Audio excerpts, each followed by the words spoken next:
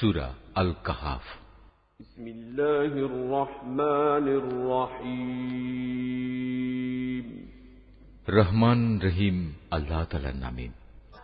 সব তারিফ আল্লাহ তাআলার জন্য, যিনি তার একজন বিশেষ বান্দার প্রতি এ গ্রন্থ নাজিল করেছেন এবং তার কোথাও তিনি কোন রকম বক্রতা রাখেননি। একে তিনি প্রতিষ্ঠিত করেছেন সহজ সরল একটি পথের উপর, যাতে করে আল্লাহ তাআলার পক্ষ থেকে সে নবী তাদের জাহান্নামের আযাবের ব্যাপারে সতর্ক করে দিতে পারে এবং যারা ঈমানদার, যারা নেক কাজ করে, তাদের সে এ মর্মে সুসংবাদ দিতে পারে যে তাদের জন্য আল্লাহর দরবারে উত্তম পুরস্কার রয়েছে, যেখানে তারা চিরকাল থাকবে।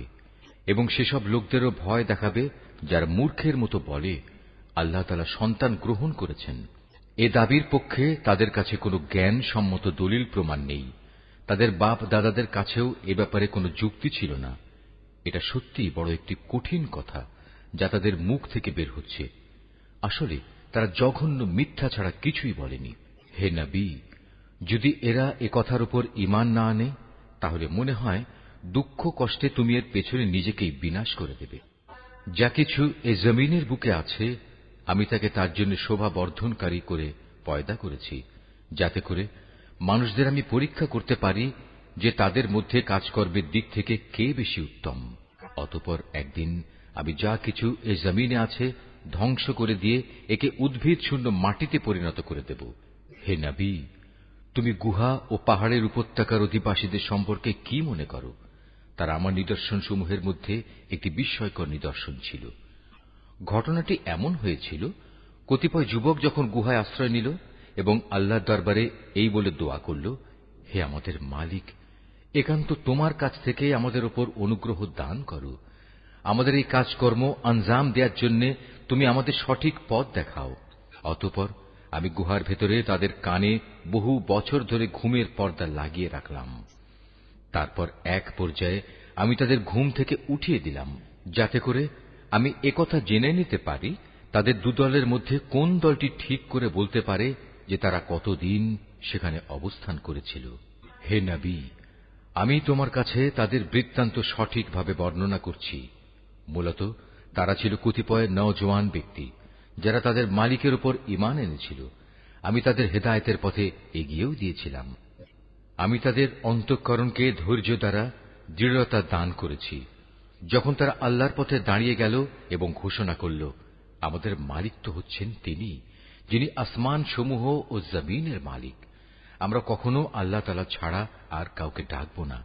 যদি আমরা এমন অযৌক্তিক কথা বলি, তাহলে তা হবে মারাত্মক দিন বিরোধী কাজ। এরা হচ্ছে আমাদের স্বজাতির লোক, যারা তাকে বাদ দিয়ে অসংখ্য মাবুদের গোলামি গ্রহণ করেছে। তারা যদি সত্যবাদী হয়, তাহলে তারা স্পষ্ট দলিল নিয়ে আসে না কেন? তার চাইতে বড় জালেম আর কে, যে আল্লাহ তাআলার উপর মিথ্যা আরোপ করে? অতঃপর জোয়ানরা পরস্পরকে বলল, আল্লাহ তাআলা ছাড়া অন্যদের যারা মাবুদ বানায়, তাদের কাছ থেকে তোমরা যখন বিচ্ছিন্ন হয়ে চলেই গেলে, তখন তোমরা এখান থেকে বের হয়ে বিশেষ একটি গুহায় গিয়ে আশ্রয় নাও। তোমাদের মালিক তোমাদের উপর তার রহমতের ছায়া বিস্তার করে দেবেন এবং তোমাদের বিষয়গুলো তোমাদের জন্য সহজ করে দেবেন। হে নবী, তুমি যদি সে গুহা দেখতে, তাহলে দেখতে পেতে তারা তার মধ্যবর্তী এক প্রশস্ত চত্বরে অবস্থান করছে। সূর্য তার উদয়কালে তাদের গুহার দক্ষিণ পাশ দিয়ে হেলে যাচ্ছে, আবার যখন তা অস্ত যায় তখন তা গুহার বাম পাশ দিয়ে অতিক্রম করে। সূর্যের প্রখরতা কখনো তাদের কষ্টের কারণ হয় না। আসলে এ সবই হচ্ছে আল্লাহ তাআলার কুদরতের নিদর্শন। এ সব নিদর্শনের মাধ্যমে আল্লাহ তাআলা যাকে হেদায়েত দান করেন, সেই একমাত্র হেদায়েত প্রাপ্ত হয়, আর যাকে তিনি গোমরাহ করেন, সে কখনো কোনো পথ প্রদর্শনকারী ও অভিভাবক পেতে পারে না। হে নবী, তুমি যদি দেখতে, তাহলে তুমি তাদের ভাবতে তারা বুঝি জেগেই রয়েছে, যদিও তারা ছিল ঘুমন্ত। আমি তাদের কখনো ডানে কখনো বামে পরিবর্তন করে দিতাম। তাদের কুকুরটি গুহার সামনে তার হাত দুটি প্রসারিত করে পাহারারত অবস্থায় বসেছিল। তুমি যদি তাদের দিকে সত্যি উঁকি মেরে দেখতে, তাহলে তুমি অবশ্যই তাদের কাছ থেকে পেছন ফিরে পালিয়ে যেতে এবং তাদের এ আজব দৃশ্য দেখে তুমি নিঃসন্দেহে ভয়ে আতঙ্কিত হয়ে যেতে। এভাবেই তাদের আমি ঘুম থেকে উঠিয়ে দিলাম, যাতে করে তারা তাদের অবস্থান সম্পর্কে নিজেরা পরস্পরে জিজ্ঞাসাবাদ করে। কথা প্রসঙ্গে তাদের মধ্যে থেকে এক ব্যক্তি বলল, বলতো তোমরা এ গুহায় কতকাল অবস্থান করেছ? তারা বলল, বড় জোর একদিন কিংবা তার চাইতেও কম সময় আমরা এখানে অবস্থান করেছি। অতঃপর যখন তারা একমত হতে পারল না, তখন তারা বলল, তোমাদের মালিকই একথা জানেন তোমরা এ গুহায় কতকাল অবস্থান করেছ। এখন সে বিতর্ক রেখে বরং তোমরা তোমাদের একজনকে তোমাদের এ রৌপ্য মুদ্রা সহ শহরে পাঠাও। সে বাজারে গিয়ে দেখুক কোন খাবার উত্তম, সেখান থেকে কিছু খাবার তোমাদের কাছে নিয়ে আসুক। সে যেন বিচক্ষণতার সাথে কাজ করে এবং সে যেন কাউকেই তোমাদের ব্যাপারে কিছু জানতে না দেয়। যদি তারা তোমাদের সম্পর্কে জানতে পারে, তাহলে তারা তোমাদের প্রস্তরাঘাত করে হত্যা করবে, কিংবা তোমাদের জোর করে তারা তাদের দিনে ফিরিয়ে নেবে। আর একবার তেমনটি হলে কখনোই তোমরা মুক্তি পাবে না। আর এভাবেই আমি একদিন তাদের ব্যাপার শহরবাসীদের জানিয়ে দিলাম, যাতে করে তারা একথা জানতে পারে মৃতকে জীবন দেওয়ার ব্যাপারে আল্লাহ তাআলার ওয়াদা আসলেই সত্য এবং কিয়ামতের আসার ব্যাপারেও কোন রকম সন্দেহ নেই।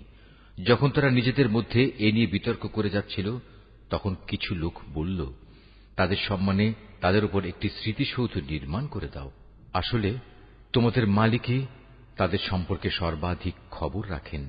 অপরদিকে যেসব মানুষ তাদের কর্তব্য কাজের উপর বেশি প্রভাবশালী ছিল, তারা বলল, স্মৃতিসৌধ বানানোর বদলে চলো আমরা তাদের উপর একটি মসজিদ বানিয়ে দেই। কিছু লোক বলে, গুহার অধিবাসীরা ছিল ৩ জন, ওদের মধ্যে চতুর্থটি ছিল ওদের পাহারাদার কুকুর। আবার কিছু লোক বলে তারা ছিল ৫ জন, তাদের ষষ্ঠটি ছিল ওদের কুকুর। আসলে অজানা অদেখা বিষয়সমূহের প্রতি এরা খামাখা অনুমান নিক্ষেপ করি এ সব কিছু বলছে। তাদের কেউ বলে ওরা ছিল ৭ জন এবং অষ্টমটি ছিল তাদের কুকুর। হে নবী, তুমি এদের বলো, হ্যাঁ, আমার মালিক ভালো করেই জানেন ওদের আসল সংখ্যা কত ছিল। তাদের সংখ্যা খুব কম সংখ্যক লোকই বলতে পারে। তুমিও এদের ব্যাপারে সাধারণ আলোচনার বাইরে বেশি বিতর্ক করো না এবং তাদের সম্পর্কে খামাখা অন্য মানুষদের কাছেও জিজ্ঞাসাবাদ করো না। হে নবী, কখনো কোনো কাজের ব্যাপারে একথা বলো না, এ কাজ আমি আগামীকাল করব। হ্যাঁ, বরং এভাবে বলো, আল্লাহ তাআলা যদি চান তাহলেই আমি আগামীকাল এ কাজটা করব। যদি কখনো কোনো কিছু ভুলে যাও, তাহলে তোমার মালিককে স্মরণ করো এবং বলো, সম্ভবত আমার মালিক এ কাহিনীর চাইতে নিকটতর কোনো কল্যাণ দিয়ে আমাকে পথ দেখাবেন। তারা তাদের এ গুহায় কাটিয়েছে মোট ৩০০ বছর। কেউ অবশ্য এর সাথে আরো ৯ বছর যোগ করেছে। হে নবী, তুমি বলো, বস্তুত একমাত্র আল্লাহ তাআলাই সঠিক করে বলতে পারেন ওরা গুহায় কত বছর কাটিয়েছে। আসমান সমূহ ও জমিনের যাবতীয় অজানা অদেখা বিষয়ের জ্ঞান তো একমাত্র তার জন্য নির্দিষ্ট রয়েছে। কত সুন্দর দ্রষ্টা তিনি, কত সুন্দর শ্রোতা তিনি। তিনি ছাড়া তাদের দ্বিতীয় কোনই অভিভাবক নেই। আল্লাহ তাআলা নিজের কর্তৃত্ব ও ক্ষমতায় অন্য কাউকে কখনো শরীক করেন না। হে নবী, তোমার উপর তোমার মালিকের যে কিতাব নাজিল করা হয়েছে তা তুমি তেলাওয়াত করতে থাকো। তার কিতাবে বর্ণিত কথাবার্তা রদবদল করার কেউই নেই। তিনি ছাড়া তুমি আর কোনই আশ্রয়স্থল পাবে না।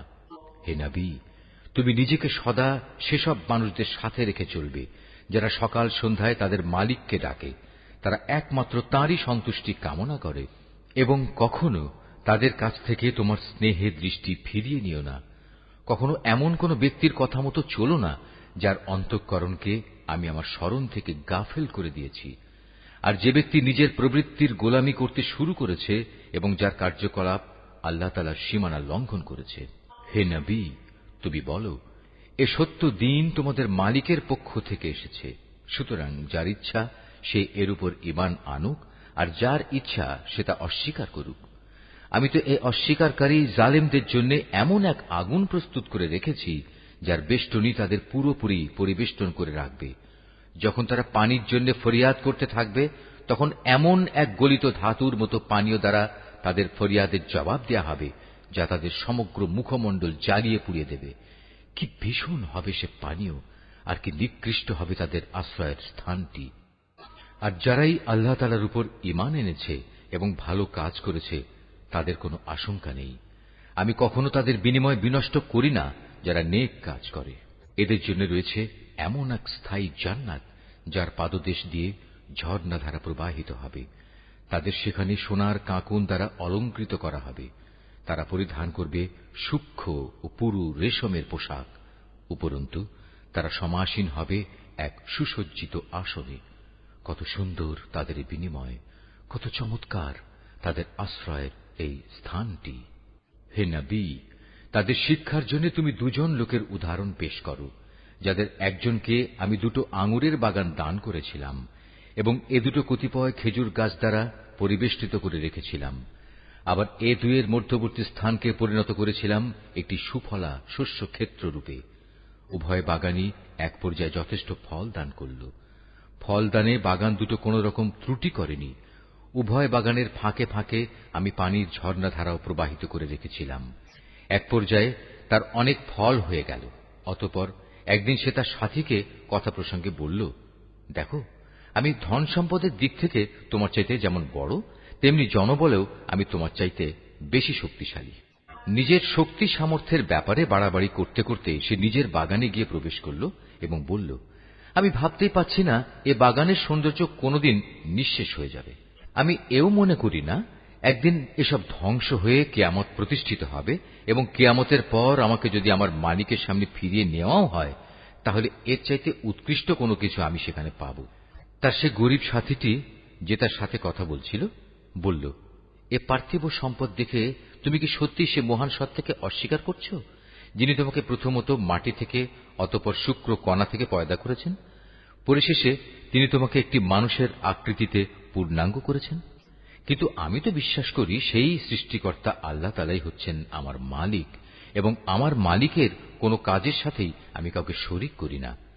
কত ভালো হতো তুমি যখন তোমার ফলবতী বাগানে প্রবেশ করলে তখন যদি তুমি একথা বলতে, আল্লাহ তাআলা যা চেয়েছেন তাই হয়েছে। আল্লাহ তাআলা ব্যতি রেখে কারোই কিছু ঘটানোর শক্তি নেই। যদিও তুমি আমাকে ধনে জনে তোমার চাইতে কম দেখলে, কিন্তু আমি আল্লাহ তাআলার উপর ঈমান রাখি। সম্ভবত আমার মালিক আমাকে তোমার এ পার্থিব বাগানের চাইতে উৎকৃষ্ট আখিরাতের কোনো বাগান দান করবেন এবং অকৃতজ্ঞতার জন্য তোমার বাগানের উপর আসমান থেকে এমন কোন বিপর্যয় নাজিল করবেন, ফলে তা উদ্ভিদ শূন্য এক বিরান ভূমিতে পরিণত হয়ে যাবে, কিংবা তার পানি তার জমিনের নিচেই অন্তর্হিত হয়ে যাবে। তেমন কিছু হলে তুমি কখনো তা আবার খুঁজে আনতে পারবে না। অতঃপর তাই ঘটল। তার বাগানের ফল ফলারিকে বিপর্যয় এসে ঘিরে ফেলল। তখন সে ব্যক্তি সেই ব্যয়ের উপর, যা সে বাগানের শোভাবর্ধনের পেছনে করেছিল, হাতের উপর হাত রেখে আক্ষেপ করতে লাগল। বাগানের অবস্থা এমন হল যা তা মুখ থুবড়ে পড়ে থাকল এবং সে নিজের ভুল বুঝতে পেরে বলতে লাগল, কত ভালো হতো যদি আমি আমার মালিকের ক্ষমতার সাথে অন্য কাউকে শরীক না করতাম। যারা বাহাদুরি করেছে তাদের কোন দলই আজ তাকে আল্লাহর এই প্রতিশোধের মোকাবেলায় সাহায্য করার জন্য অবশিষ্ট রইল না। না সে নিজে কোন রকম প্রতিশোধ দিতে পারল, কেননা এখানে রক্ষা করার যাবতীয় এখতিয়ার একমাত্র আল্লাহ তাআলার, যিনি একমাত্র সত্য। পুরস্কার দানে ও পরিণাম নির্ধারণে তিনিই উত্তম। হে নবী, তুমি এদের কাছে দুনিয়ার জীবনের উদাহরণ পেশ করো। এই জীবনটা হচ্ছে এমন যেমন আমি আকাশ থেকে পানি বর্ষণ করি, যার কারণে জমিনের উদ্ভিদ ঘন সুশোভিত হয়ে ওঠে। অতঃপর এক সময়ে বাতাস তা উড়িয়ে নিয়ে ফেরে। মূলত আল্লাহ তাআলা সব কিছুর উপর প্রচন্ড ক্ষমতাবান। ধন সম্পদ ও সন্তান সন্ততি হচ্ছে তোমাদের পার্থিব জীবনের কতিপয় অস্থায়ী সৌন্দর্য মাত্র। চিরস্থায়ী হচ্ছে মানুষের নেক কাজ, আর তা হচ্ছে তোমার মালিকের কাছে পুরস্কার পাওয়ার জন্য অনেক ভালো। আর কোন কল্যাণময় কিছু কামনা করতে গেলেও তা হচ্ছে উত্তম। যেদিন আমি পাহাড় সমূহকে চলমান করে সরিয়ে দেব এবং তুমি এই পৃথিবীকে দেখবে তা একটি শূন্য প্রান্তর, সেদিন আমি তাদের মানবকুলকে এক জায়গায় জড়ো করব, কোন একজনকেও আমি বাদ দেব না। তাদের সবাইকে তোমার মালিকের সামনে সারিবদ্ধভাবে এনে হাজির করা হবে। অতঃপর আমি বলবো, আজ তো তোমরা সবাই আমার কাছে এসে গেছো, ঠিক যেমনি করে আমি তোমাদের প্রথমবার পয়দা করেছিলাম, কিন্তু তোমরা অনেকেই মনে করতে আমি তোমাদের দ্বিতীয়বার আমার কাছে হাজির করার জন্য কোন সময়সূচি নির্ধারণ করে রাখিনি। অতঃপর তাদের সামনে আমলনামা রাখা হবে। তখন নাফরমান ব্যক্তিদের তুমি দেখবে, সে আমলনামায় যা কিছু লিপিবদ্ধ আছে তারা তার কারণে খুবই আতঙ্কগ্রস্ত থাকবে। তারা বলতে থাকবে, হায় দুর্ভাগ্য আমাদের, এ আবার কেমন গ্রন্থ! এ তো দেখছি আমাদের জীবনের ছোট কিংবা বড় প্রত্যেক বিষয়েরই হিসাব রেখেছে।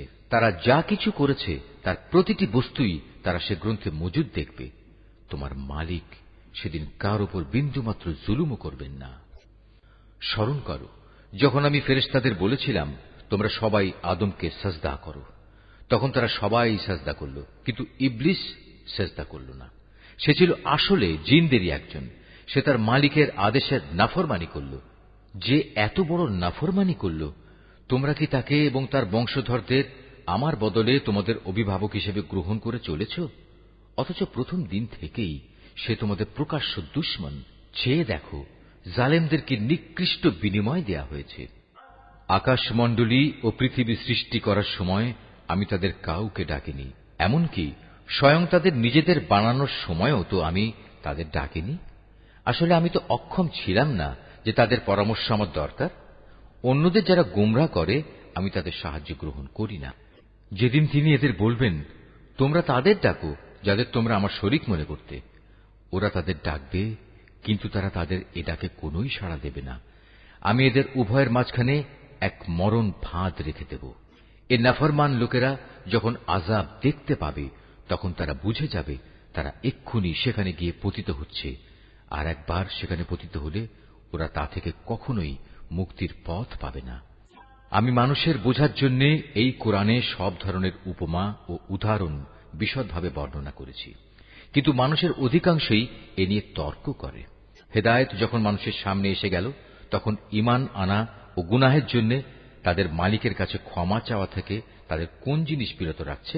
তারা সম্ভবত পূর্ববর্তী মানুষদের অবস্থা তাদের কাছে এসে পৌঁছানোর কিংবা আমার আযাব তাদের সামনে এসে হাজির হবার অপেক্ষা করছে। আমি তো রসুলদের পাঠাই যে তারা মানুষদের জন্য জান্নাতের সুসংবাদবাহী ও জাহান্নামের সতর্ককারী হবে, কিন্তু যারা কুফরি করেছে তারা ছোটখাটো বিষয় নিয়ে ঝগড়া শুরু করে, যাতে তারা সত্যকে ব্যর্থ করে দিতে পারে। মূলত তারা আমার আয়াতসমূহকে এবং যেসব বিষয় দিয়ে তাদের জাহান্নাম থেকে সতর্ক করা হয়েছিল তাকে বিদ্রূপের বিষয়ে পরিণত করে নিয়েছে। তার চাইতে বড় জালেম আর কে আছে, যাকে তার মালিকের আয়াতসমূহ স্মরণ করিয়ে দেয়া হচ্ছে এবং সে এর থেকে মুখ ফিরিয়ে দিচ্ছে। সর্বোপরি যা কিছু গুনাহের বোঝা তার হাত দুটো অর্জন করেছে সে তা ভুলে যায়। আমি তাদের অন্তরের উপর জাহেলিয়াতের আবরণ লাগিয়ে দিয়েছি, যেন তারা সত্য দিন বুঝতে না পারে। এমনি ভাবে তাদের কানেও এক ধরনের কঠিন বস্তু ঢেলে দিয়েছি, এ কারণে তারা সত্য কথা শুনতে পায় না। অতএব হে নবী, তুমি ওদের যতই হেদায়েতের পথে ডাকো না কেন, তাদের কখনো হেদায়েত দেয়া হবে না। নবী, তোমার মালিক বড়ই ক্ষমাশীল ও দয়াবান। তিনি যদি তাদের সবাইকে তাদের কৃতকর্মের জন্য শাস্তি দিতে চাইতেন, তাহলে তিনি সহজেই তা ত্বরান্বিত করতে পারতেন। বরং এর পরিবর্তে তাদের জন্য শাস্তির একটি প্রতিশ্রুত ক্ষণ রাখা আছে, যা থেকে ওদের কারুই পরিত্রাণ নেই। এ জনপদ ও তাদের অধিবাসীরা যখন আল্লাহ তাআলা সীমা লঙ্ঘন করেছিল, তখন আমি তাদের নির্মূল করে দিয়েছি। তাদের ধ্বংসের জন্যও একটি দিনক্ষণ নির্দিষ্ট ছিল। হে নবী, তুমি এদের মূসার ঘটনা শোনাও। যখন মূসা তার খাদেমকে বলল, যতক্ষণ পর্যন্ত আমি দুটো সাগরের মিলনস্থলে না পৌঁছব, ততক্ষণ পর্যন্ত আমি আমার পরিকল্পনা থেকে ফিরে আসব না। যদি আমাকে এজন্য দীর্ঘ সময় পর্যন্তও চলতে হয়, তবু আমি চলতে থাকব। যখন তারা উভয়ে সেই প্রত্যাশিত দুটো সাগরের সঙ্গমস্থলে এসে পৌঁছল, তখন তারা উভয়ই তাদের খাবারের জন্য রাখা মাছটির কথা ভুলে গেল। সে মাছটি ছুটে গিয়ে সুড়ঙ্গের মতো একটি পথ করে সহজেই সাগরে চলে গেল। যখন তারা আরও কিছু দূর এগিয়ে গেল, তখন সে তার খাদেমকে বলল, এবার আমাদের নাশতা নিয়ে এসো। আমরা আজকের সফরে সত্যি ভারী ক্লান্ত হয়ে পড়েছি। সে বলল, তুমি কি দেখোনি, আমরা যখন শিলাখণ্ডের পাশে বিশ্রাম করছিলাম তখন আমি মাছের কথা ভুলেই গিয়েছিলাম। আসলে শয়তানি আমাকে ভুলিয়ে দিয়েছে যে আমি তার কথাটা স্মরণ রাখব। আর সে মাছটিও কি আশ্চর্যজনক পদ্ধতিতে নিজের পথ ধরে সাগরের দিকে নেমে গেল। সে বলল, হ্যাঁ, এই তো হচ্ছে সেই জায়গা যে স্থানটির আমরা সন্ধান করছিলাম। মাছটি চলে যাওয়ার জায়গাই হচ্ছে সাগরের মিলনস্থল। অতঃপর তারা নিজেদের পথের চিহ্ন ধরে ফিরে চলল। এরপর তারা সেখানে পৌঁছলে আমার বান্দাদের মাঝ থেকে একজন পুণ্যবান বান্দাকে সেখানে পেল, যাকে আমি আমার অনুগ্রহ দান করেছি। উপরন্তু তাকে আমি আমার কাছ থেকে বিশেষ জ্ঞান দান করেছিলাম। মুসা তাকে বলল, আমি কি তোমার অনুসরণ করতে পারি, যাতে করে আল্লাহ তাআলার কাছ থেকে যে জ্ঞান তোমাকে শেখানো হয়েছে তার কিছু অংশ তুমি আমাকে শেখাতে পারো? সে বলল, হ্যাঁ পারো, তবে আমার সাথে থেকে তা তুমি কখনো ধৈর্য ধারণ করতে পারবে না। অবশ্য এটাও ঠিক, যে বিষয়ে তোমার জ্ঞান সীমার বাইরে তার উপর তুমি ধৈর্য ধরবেই বা কি করে? সে বলল, আল্লাহ তাআলা যদি চান তাহলে তুমি আমাকে ধৈর্যশীল হিসেবেই পাবে, আমি তোমার কোনো আদেশেরই বরখেলাপ করব না। সে বলল, আচ্ছা, যদি তুমি আমাকে অনুসরণ করোই তাহলে কোনো বিষয় নিয়ে আমাকে কিছু জিজ্ঞেস করবে না, যতক্ষণ না সে কথা আমি নিজেই তোমাকে বলে দেব। অতঃপর তারা দুজন পথ চলতে শুরু করল। নদীর পাড়ে এসে উভয়ই একটি নৌকায় আরোহণ করল। নৌকায় উঠেই সে তাতে ছিদ্র করে দিল। সে বলল, তুমি কি এজন্য তাতে ছিদ্র করে দিলে যেন এর আরোহীদের তুমি ডুবিয়ে দিতে পারো? তুমি সত্যিই এক গুরুতর অন্যায় কাজ করেছ। মুসার কথা শুনে সে বলল, আমি কি তোমাকে একথা বলিনি আমার সাথে থেকে তুমি কখনো ধৈর্য ধারণ করতে পারবে না? সে বলল, আমি যে ভুল করেছি সে ব্যাপারে তুমি আমাকে পাকড়াও করো না, এবং এ ব্যাপারে আমার উপর বেশি কঠোরতাও আরোপ করো না। আবার তারা পথ চলতে শুরু করল। কিছুদূর গিয়ে তারা উভয়ে একটি কিশোর বালক পেল। সাথে সাথে সে তাকে হত্যা করে ফেলল।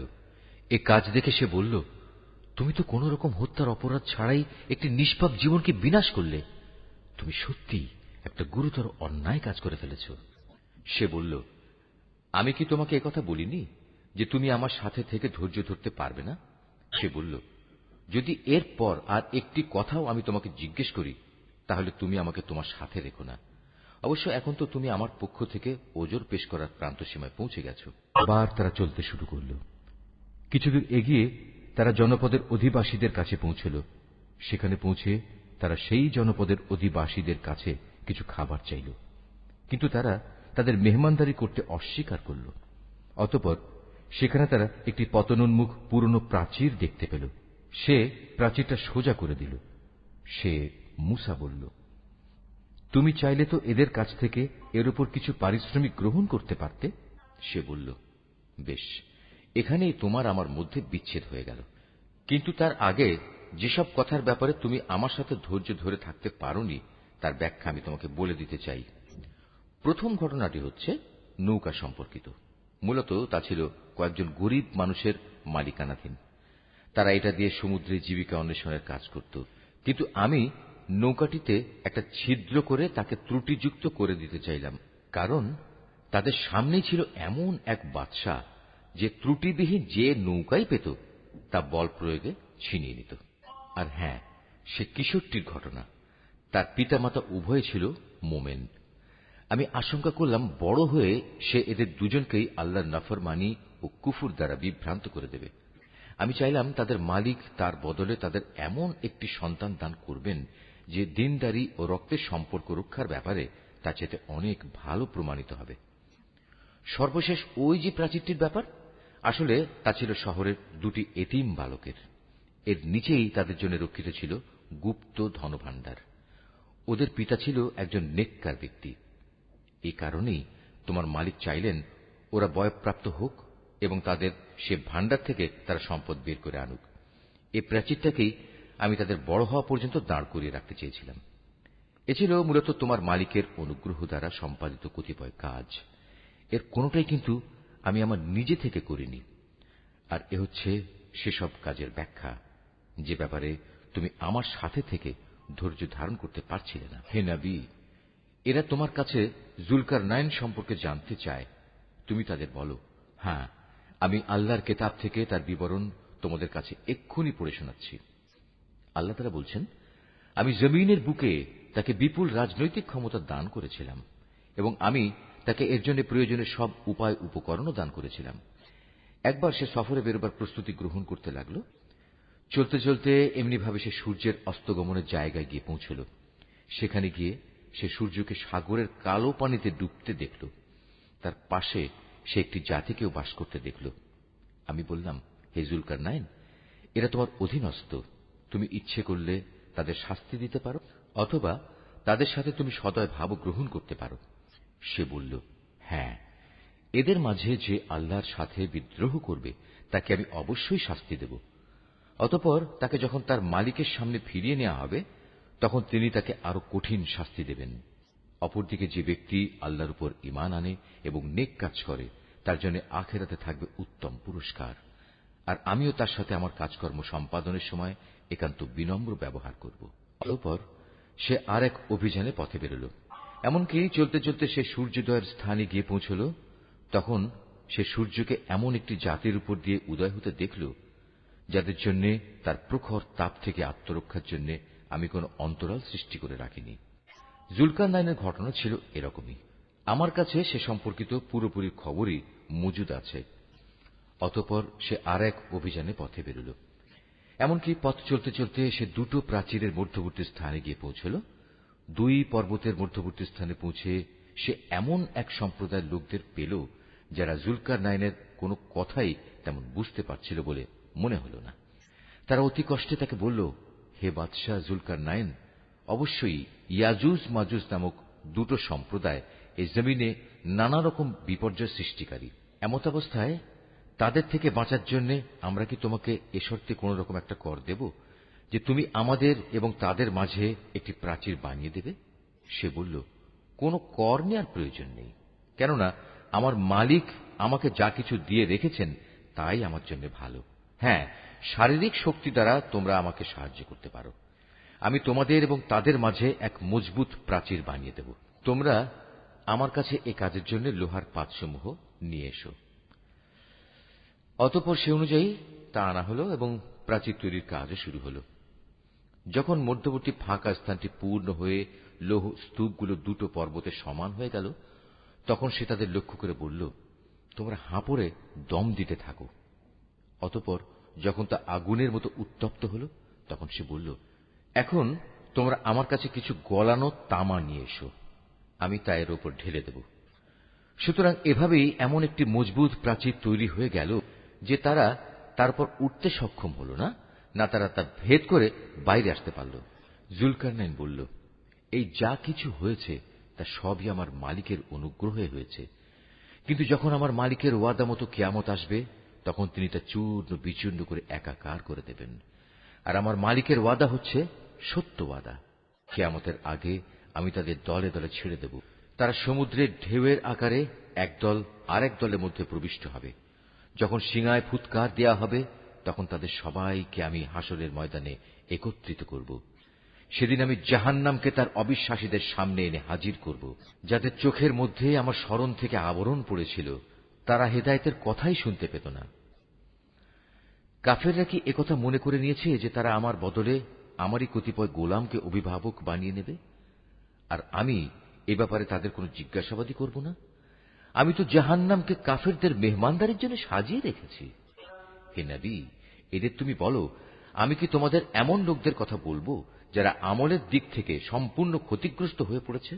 এরা হচ্ছে সেসব লোক যাদের সমুদয় প্রচেষ্টা এই দুনিয়ায় বিনষ্ট হয়ে গেছে, অথচ তারা মনে মনে ভাবছে তারা বুঝি ভালো কাজই করে যাচ্ছে। এরাই হচ্ছে সেসব লোক যারা তাদের মালিকের আয়াতসমূহকে অস্বীকার করে এবং অস্বীকার করে তার সাথে ওদের সাক্ষাতের বিষয়টিও। এর ফলে ওদের সব কর্মই নিষ্ফল হয়ে যায়। তাই কিয়ামতের দিন আমি তাদের জন্য ওজনের কোন মানদণ্ড স্থাপন করব না। এটাই জাহান্নাম, এটাই হলো তাদের যথার্থ পাওনা, কেননা তারা স্বয়ং স্রষ্টাকেই অস্বীকার করেছে। উপরন্তু তারা আমার আয়াতসমূহ ও তার বাহক রসুলদের বিদ্রূপের বিষয় হিসেবে গ্রহণ করেছে। অপরদিকে যারা আল্লাহ তাআলার উপর ঈমান এনেছে এবং সে অনুযায়ী নেক আমল করেছে তাদের মেহমানদারির জন্য জান্নাতুল ফিরদাউস সাজানো রয়েছে। সেখানে তারা চিরদিন থাকবে। সেদিন তারা সেখান থেকে অন্য কোথাও যেতে চাইবে না। হে নবী, তুমি এদের বলো, আমার মালিকের প্রশংসার কথাগুলো লিপিবদ্ধ করার জন্য যদি সমুদ্র কালি হয়ে যায় তাহলে আমার মালিকের জ্ঞানের কথা লেখা শেষ হওয়ার আগেই সমুদ্র শুকিয়ে যাবে। এমনকি যদি আমি তার মতো আরো সমুদ্রকে লেখার কালি করে সাহায্য করার জন্য নিয়ে আসি তবু।